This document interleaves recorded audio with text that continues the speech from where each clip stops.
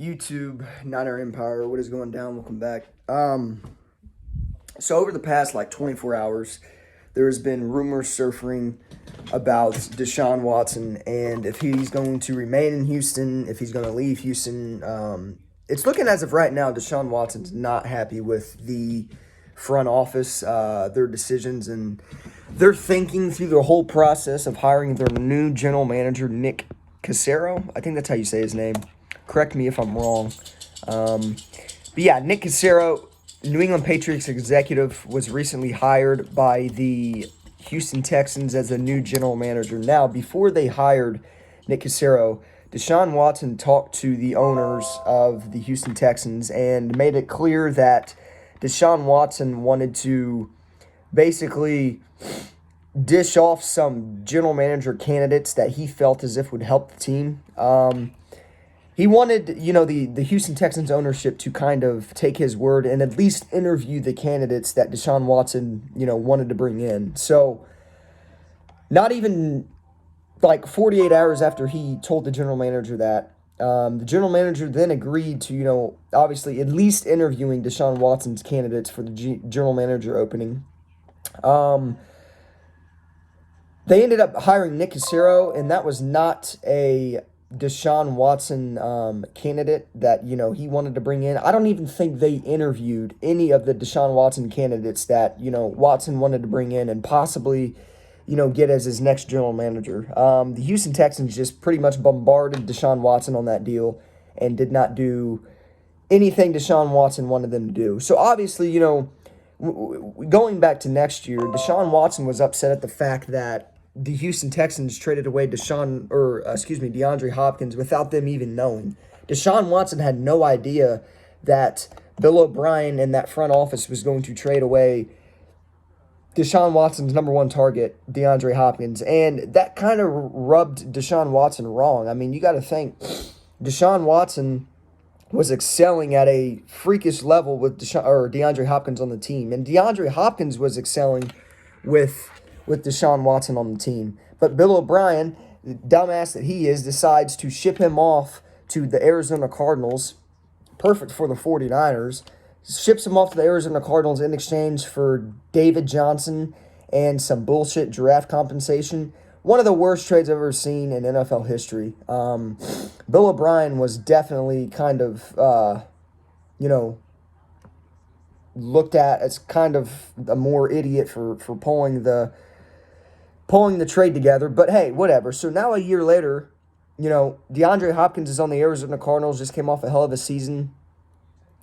Deshaun Watson's not happy because, again, they just hired Nick Cassero without Deshaun Watson even knowing. Now, when you have a franchise quarterback like Deshaun Watson, a top 5 gunslinger in the league, can make plays happen, can scramble, an athlete, superstar in the NFL, he's your franchise quarterback, and you still don't give him kind of leverage to see, who the next general manager may be. All Deshaun Watson wanted to do was have the Texans bring in a couple candidates Deshaun Watson really, really liked for the GM opening.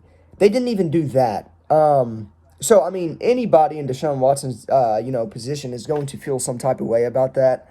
And, ever since then, it started to there's rumors been picked up about possibly Deshaun Watson wanting out of Houston. And there is another rumor roaming that he has been telling, some of his close teammates that, he's likely going to request a trade. I mean, this is the thing. A lot of people think there's no way for the Texans to win a trade that involves Deshaun Watson, which, I mean, at the end of the day, when you get rid of Deshaun Watson, it's going to be a lot, whether you're trading him. I mean, obviously the Texans are not going to just release him. That's just stupid. But whoever's going to trade for Deshaun Watson is going to have to give up a lot of draft capital and compensation in return because Deshaun Watson is a top 5 quarterback. He's 25 years old. He's younger than Jimmy Garoppolo. And he's by far better than majority of the quarterbacks in the NFL at 25 years old. I mean, this guy easily has 10 more years left in him. I would say even 13. I guarantee you Deshaun Watson, just, despite having any injuries, or, maybe not suffering a major injury, will at least has another decade plus of football left in him. So it's really intriguing to talk about a trade that would involve Deshaun Watson, but I think it would be very, very hard for the Houston Texans front office to come off of Deshaun Watson. I mean, you got to think the Texans are definitely rebuilding. But the thing is, I mean, it makes the process so much harder if you trade away your franchise quarterback, because then you got to go through a quarterback carousel, and that's a whole different tragic thing that happens to NFL teams. So it would be a lot for the Houston Texans to give up Deshaun Watson, I'm sure, but I don't think it's out of the equation that they won't get rid of him. I think with the right offer, I mean, Deshaun Watson could easily go for 3 first-round picks and like 2 first-round picks, or 3 first-round picks and like 2 second-round picks, or maybe even 3 second-round picks. I think a deal that it would be a little intriguing that the 49ers could possibly offer. I mean, listen, if the 49ers hear that Deshaun Watson officially requested trade and that, the Texans are listening to offers involving Deshaun Watson, the 49ers, along with the Bears and a lot of other teams, should be all over this deal. I mean, you got to think, with the Bears, they have Mitchell Trubisky, Nick Foles. Mitchell Trubisky's played decent this season. I mean, you got to give him the benefit of the doubt. Nick Foles, not so much. The Bears don't really need Nick Foles. I think Nick Foles and Mitchell Trubisky are almost the same type of quarterback on the Bears.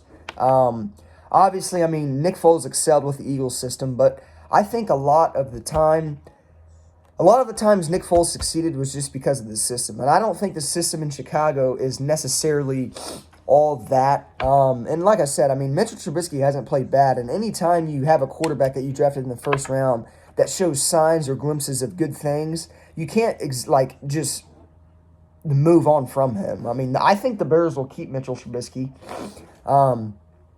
He showed signs of, he didn't win the game last week against the Packers to pretty much get them into the playoffs, but the Arizona Cardinals, I believe, lost, so that put the Bears into the playoffs. So really weird how the Bears season's turned out. I mean, they're an 8-8 team and they're in the playoffs, so the Bears could easily trade for a guy like Deshaun Watson and instantly be a contender again. Deshaun Watson on the Bears or any other team would instantly give that team like 4+ extra wins on top of what they already are expected to win. So look, I mean, obviously we know if Deshaun Watson comes to the Niners, we're instantly back in the talks of being Super Bowl contenders. I think any NFL fan can agree with that. The way the 49ers roster is set up now, granted, we're going to lose a lot of defensive guys in the offseason. I mean, Jaquiski Tartt's likely not going to be back. D Ford's not going to be back. Richard Sherman's not going to be back.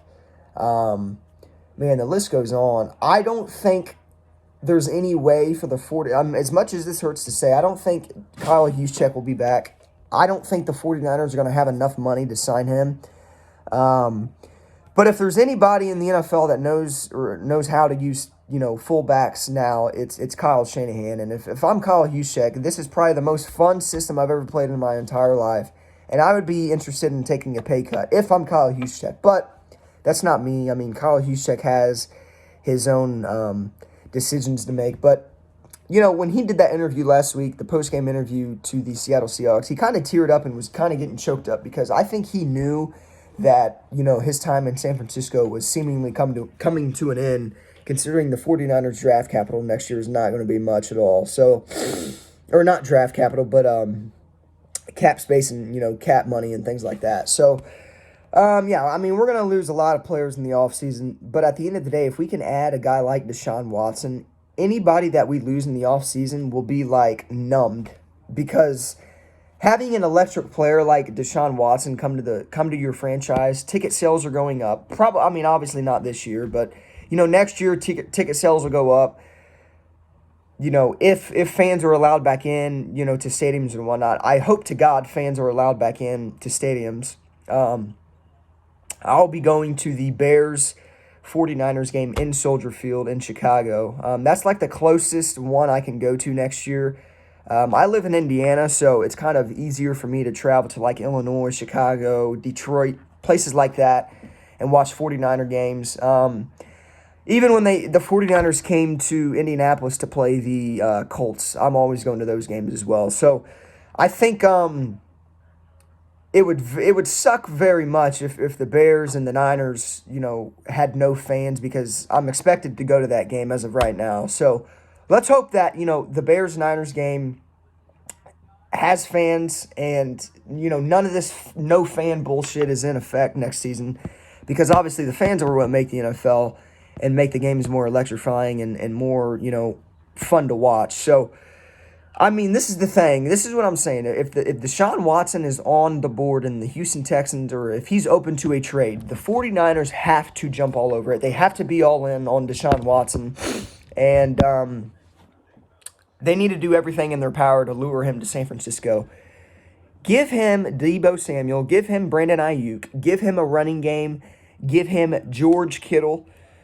Deshaun Watson is easily an MVP candidate. I mean, the sky is the limit for Deshaun Watson on the 49ers. I mean, he could be even better than he is on the Texans, and that's scary because Deshaun Watson is very, very good on the Texans, despite them not having barely anybody, to help Deshaun Watson out. So this is a very intriguing topic.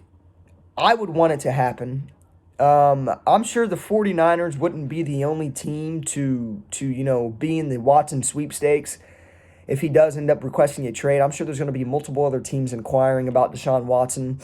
But it just depends on how much, the Texans want in return. Because if the Texans want, 5 first-round picks, I mean, that's just too much then. Like, you can't give up 5 first-round picks for a quarterback. Like, no, I wouldn't even do that. But like 3 first-round picks, 3 second-round picks, book it. I'm doing it any day of the week. I'm sending that to the Houston Texans for Deshaun Watson.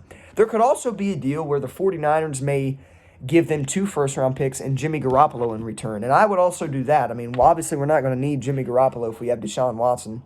Give him to the Texans and give them 2 first-round picks and call it a deal.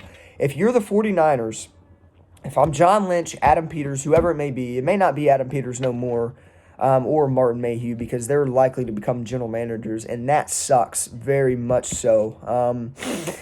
But look, if I'm John Lynch, anybody in the front office, I'm all in on this Deshaun Watson news, and you have to go all out on this. This is a guy, I mean, there's not very many quarterbacks like Deshaun Watson out there that have problems with their front office.